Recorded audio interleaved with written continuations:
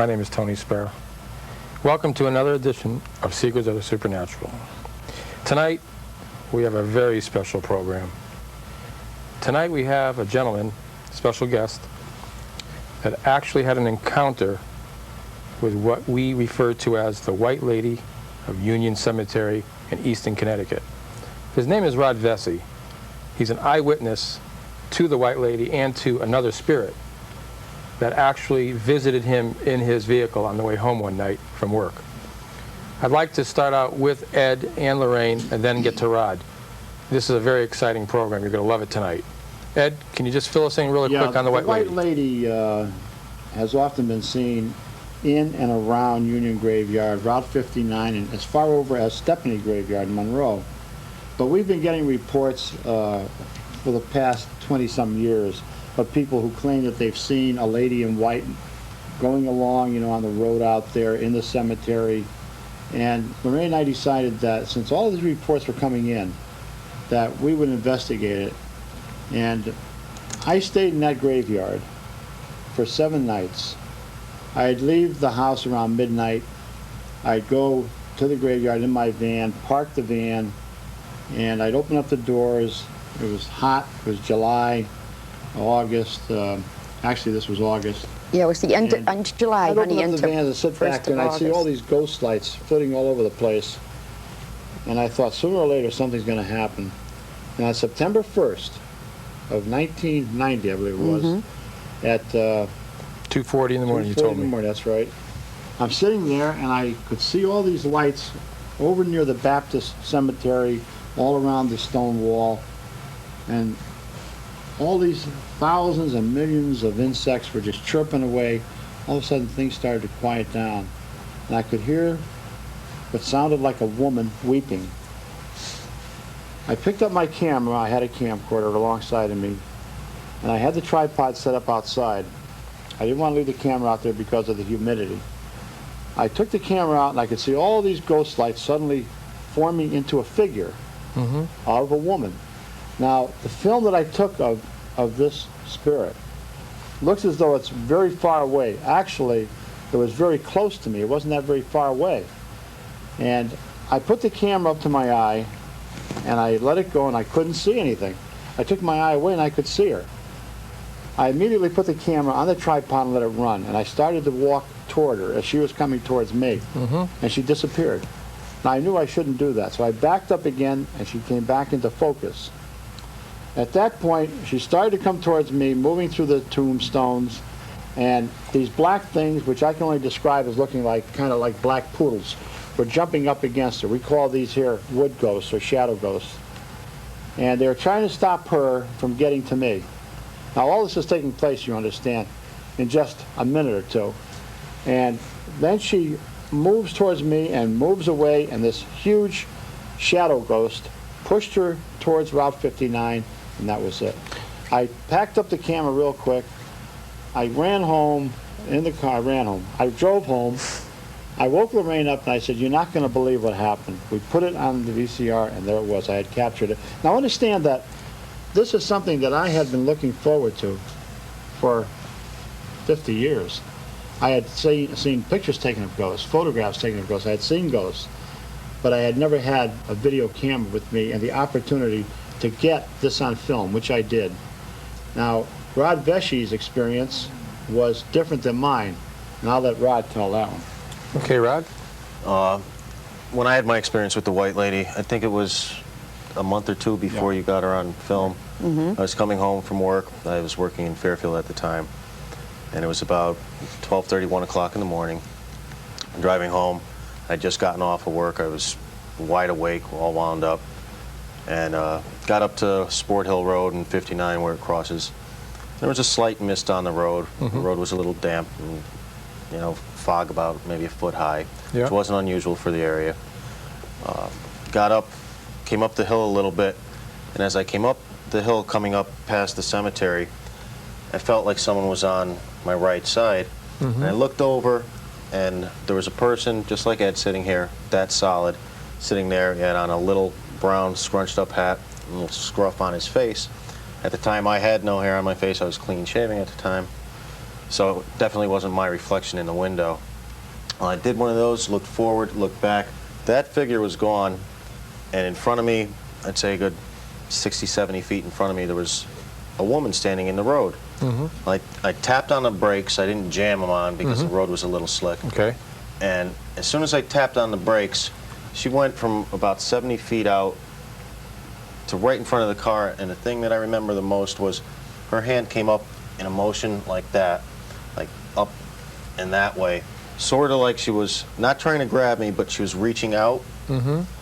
And that figure, it didn't visually come right through the car, but it went through my car. If you could understand that, if you take your hand and wave it past your head, you feel a little breeze. You felt the breeze. That's what it felt like. I don't know if I physically felt a breeze, but I felt something go by me. Like a whoosh, like kind of thing? Exactly. And that, after that happened, I looked in the rearview mirror. There was nothing behind me, and in front of me, the road turned like a deep cranberry red, just my lane of the road. Now, that's up at the top, right across from the cemetery, and as you go back down the hill, there's an Episcopal church down there. When I got to that church, everything had disappeared. Got home, was all shaken up, woke my wife Pamela up, explained everything to her, and I was really nervous. I have two children, Kaylin and Marissa, at home, that I thought, you know, God, what if this thing followed me home? Is it going to be after my children? I'm concerned. It was a week or two after that my father-in-law had seen an article in the local paper about the Warrens doing some work up at Union Cemetery. He said, why don't you see if you can get in touch with them and tell them, you know, maybe they're looking or know something about what happened to you. I was a little nervous at first, trying, you know, how am I going to get in touch with Ed and Lorraine? I got in touch with them, and that's how our relationship started. Yes. That was back in like 1990, we'll say? Yes. Now, Rod, how Yes. many times had you traveled that same road prior to that incident happening? Every night. I hate to drive on 95, so that was my normal route down Black Rock Turnpike back and way. down 59. It was a very serene ride. Yeah, most it's a of the nice, time. quiet It's country beautiful. road. You don't have to Reservoir. worry with all the traffic and stuff. So, after that night, did you like shy away from going down that road, or what happened? For a while I did. For a while, every time I would speak about it, I would get all choked up. I'd get this tight feeling in my chest. Intense sadness would come over me. At times it would even bring me to tears. I would well up. And then, you have to understand, this was 6 years ago. And the way that I sort of okayed it in my mind was that I don't think whatever was out there was really intentionally looking for me. I think I got in the way of something that was going on. I think that the person sitting next to me, the woman in front of me, was reaching out for that person, and I just happened to get in the middle while that was going on, and everything must have been just right, and I happened to witness it. I have to say here that there Thanks. was a man by the name of Buddha who was murdered. His body was taken and thrown into a quicksand pit, which is right in back of the Baptist church. Like a We sinkhole. believe that this was the spirit of Mr. Buddha that Rod here seen sitting alongside of him. Now, he had two encounters, which is very unusual, within minutes. Seconds. Had you ever seen a Yes, ghost sir. before that, Rod? I As never a- had any real experiences No, with as a ghosts at all. boy, there was No. something, but it Right. wasn't It wasn't a anything as ghost or anything. profound as So that This was experience. clear. But you got to Very remember clear. that, you know, this white lady, she's been photographed, she's been filmed. Now, we're saying that a person taking a full loaded camera, film, Yeah.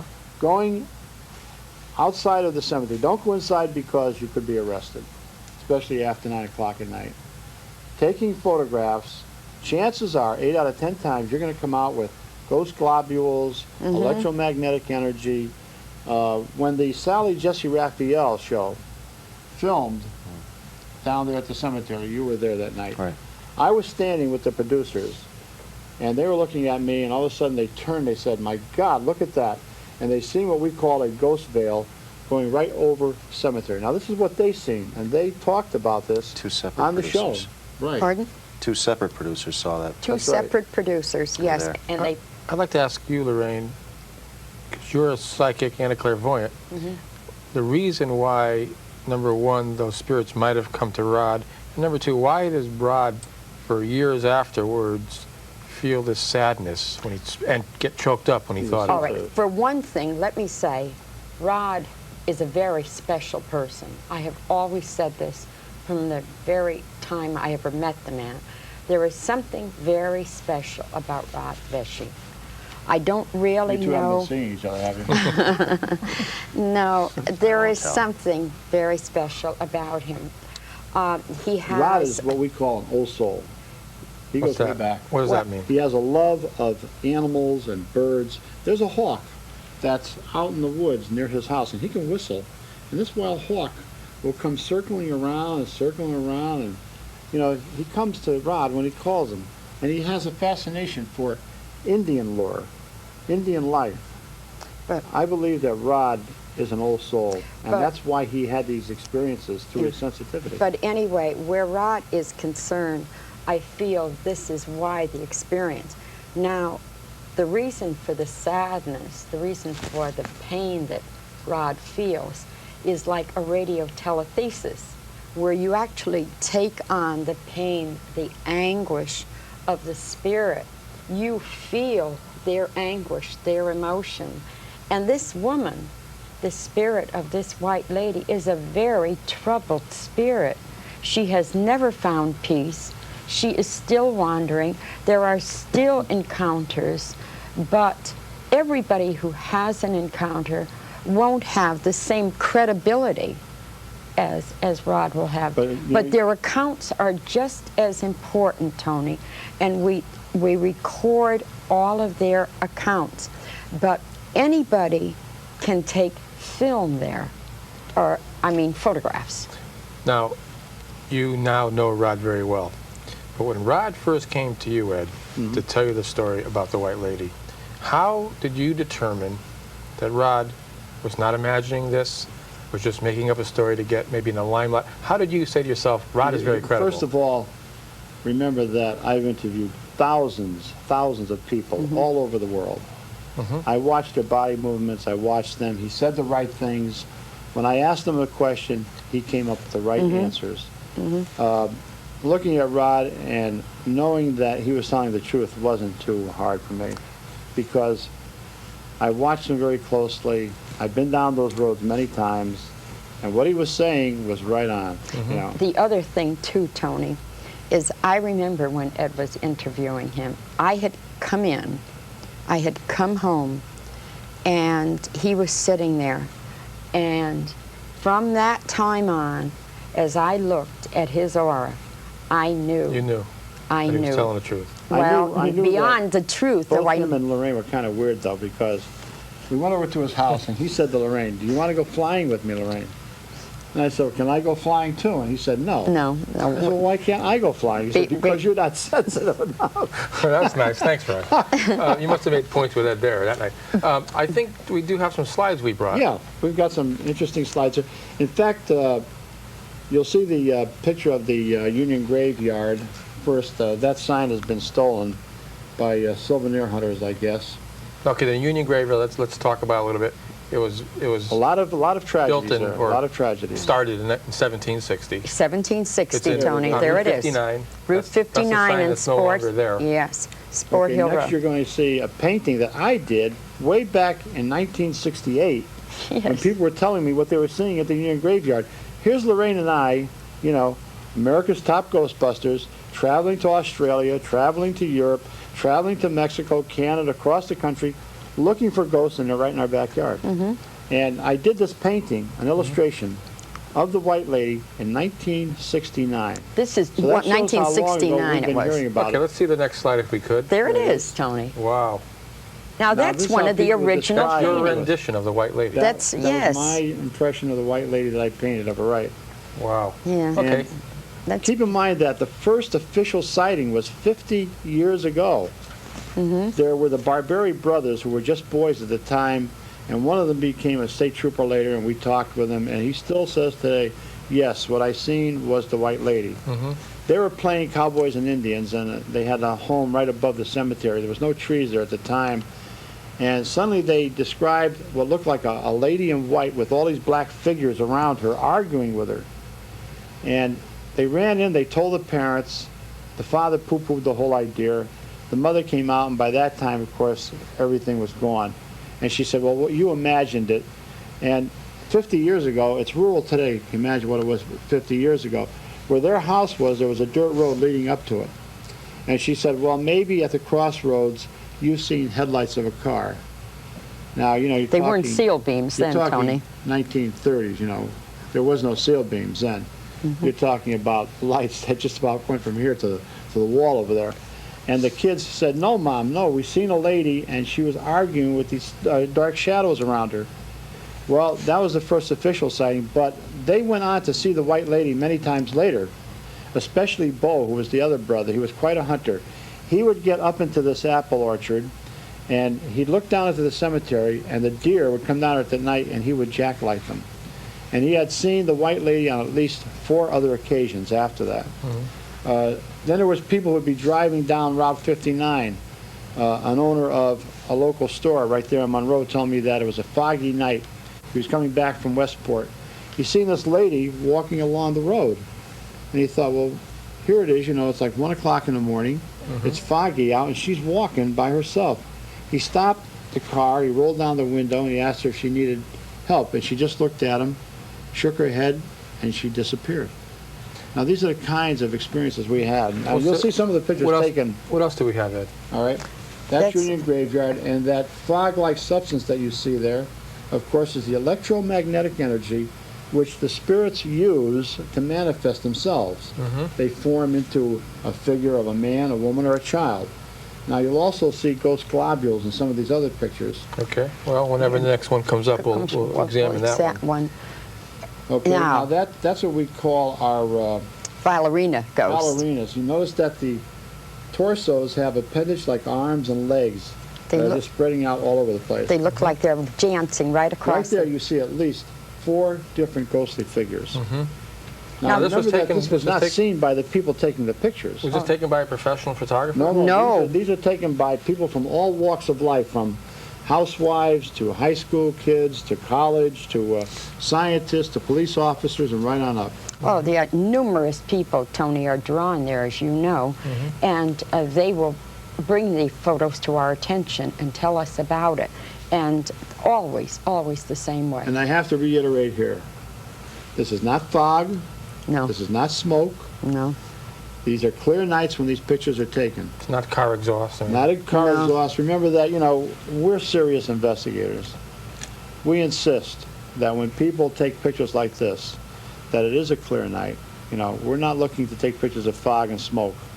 We're looking to take So- pictures of something supernatural. Would you say that any viewer watching tonight could go out to that cemetery with a camera, take a roll of film, and perhaps get ghost globules and spirits? Yes. Yes, positively. what I would say for anybody to Can we have the do next picture? would be to take an unloaded, go with an unloaded camera, load it at the site, shoot a full roll of film, then send it through general processing. And your chances are about 90% that you are going to get photographs of ghosts. The slide that was up. Okay. That was the, This that was is, the This is graveyard the book. electromagnetic energy. I call this my Jack Palance ghost. You can see the sort of like the sharp chin and the eyes and the face and everything. And a lot of people, they'll see a woman there, sort of dancing across that graveyard. You notice the torso and the Yes, legs. yes, yes, I can Can we see have the it. next one? Okay, next slide, please, when you get a chance. So, Rod, have you had any more encounters at all? There was the Anything else? house. Anything else happen? Yes, Stuff has happened around my own house now, very yeah. All right, beautiful. if you don't mind, No. can you tell us? Well, it was, what, a year or two after that? 2 years after? Yes, I was at we got a home, call. and I heard music in my house.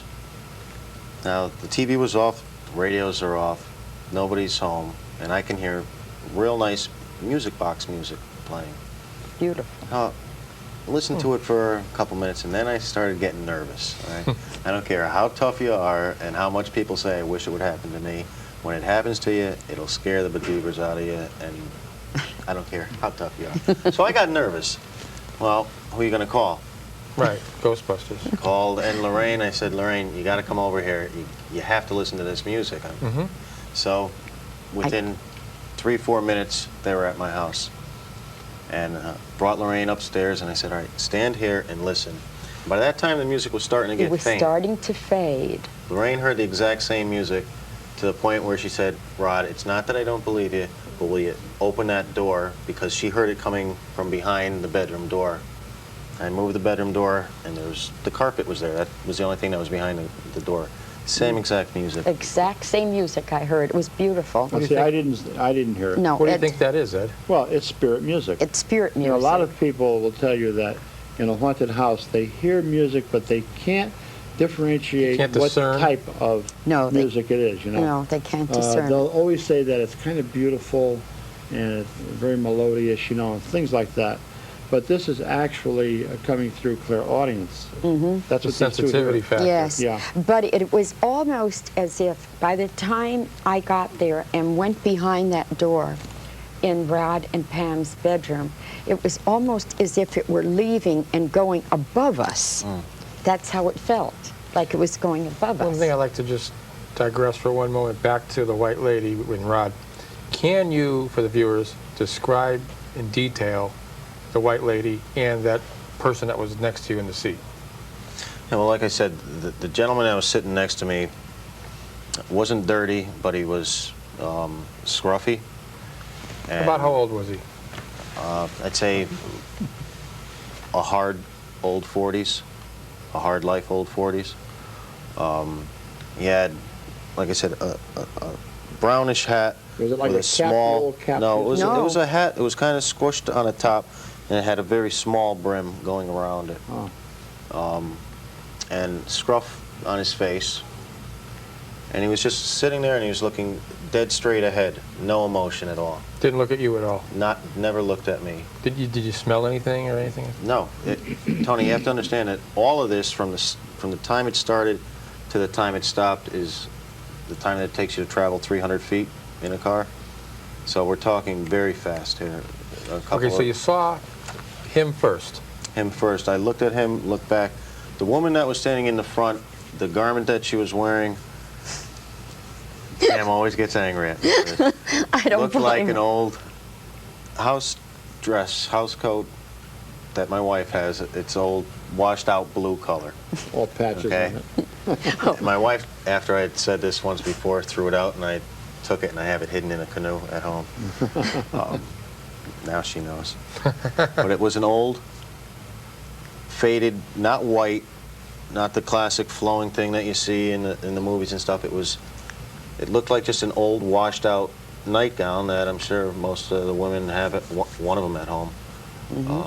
And it had a bluish tinge to it.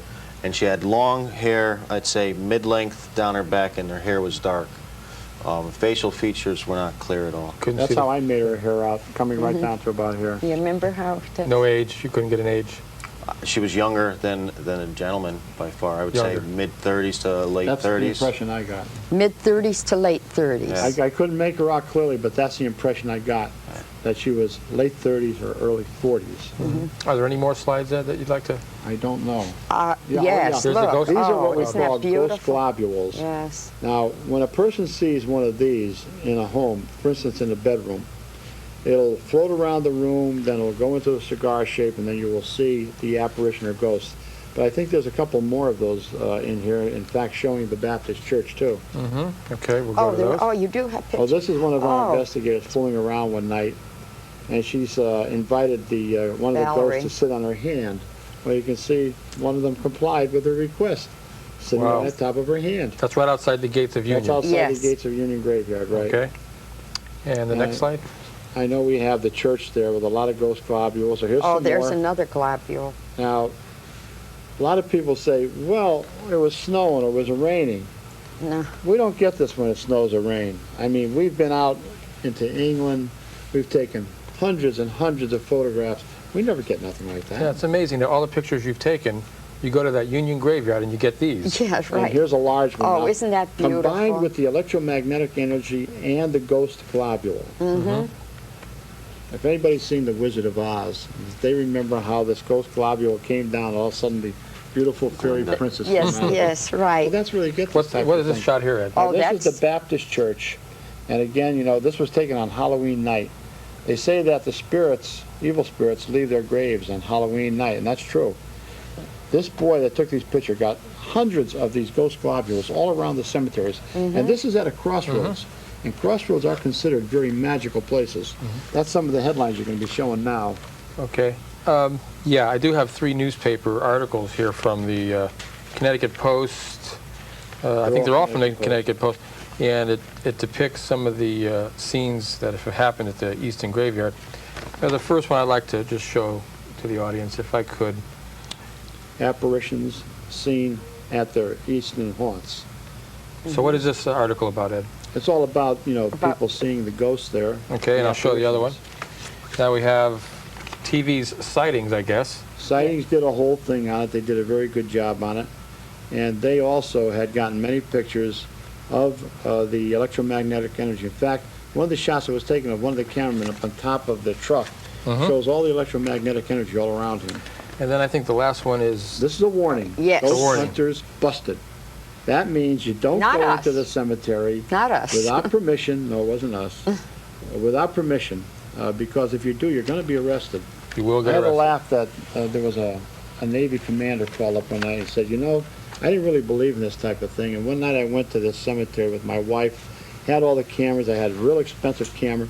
He said, and I'm turning the dials this way and that way. And he said, and all of a sudden I take a picture. And all of a sudden all these lights went all over the place. He said, I never got so scared. He said, I ran out of there. But I found out that there was other people hiding behind the tombstones who were also taking They were flashes. taking Oh, pictures, boy. but he thought it was the ghostly activity. We're just about out of time, and I think I'd like to wrap it up by saying that you, too, can see ghosts or pictures of ghosts just by going not very far away from your home. If you could see this broadcast, then you're close to the Easton Graveyard. And I really appreciate our guest, Rod Vesey, tonight for coming out and sharing that with us. And for Ed, for Lorraine, I'm Thanks, Tony Tony. Spera. Thank you, and good night.